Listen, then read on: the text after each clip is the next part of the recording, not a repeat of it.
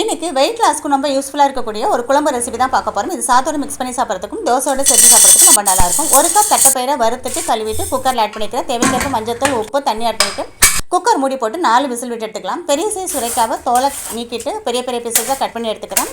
அரைக்க வேண்டிய பவுடரில் நான் மிக்ஸி ஜாரில் ஆட் பண்ண போகிறேன். நீங்கள் தேவைக்கேற்ப கூடவோ குறைச்சவோ ஆட் பண்ணிக்கலாம். தேங்காய் துருவல், சோம்பு, பூண்டு, சின்ன வெங்காயம், மஞ்சத்தூள், மிளகாய்த்தூள், சாம்பார் தூள், தனியா பவுடர் ஆட் பண்ணிவிட்டு மையை அரைச்சி எடுத்துக்கலாம். கடாயில் தேவைக்கேற்ப ஆயிலில் கடுகு, உளுந்து, ஜீரகம், வெந்தயம், 4 சிறிய துண்டு கட்டியான பெருங்காயம், ஒரு வர மிளகாய் ஆட் பண்ணி நல்லா வதக்கின பிறகு சின்ன வெங்காயம், பூண்டு, ஒரு தக்காளி பழம், தேவைக்கேற்ப உப்பு ஆட் பண்ணிவிட்டு நல்லா வதக்கி எடுத்துக்குவோம். அரைச்சி வச்ச விழுது ஆட் பண்ணிக்குவோம். கட் பண்ண சுரைக்காய், வேக வச்ச தட்டைப்பயிரை ஆட் பண்ணி நல்லா மிக்ஸ் பண்ணிக்கலாம்.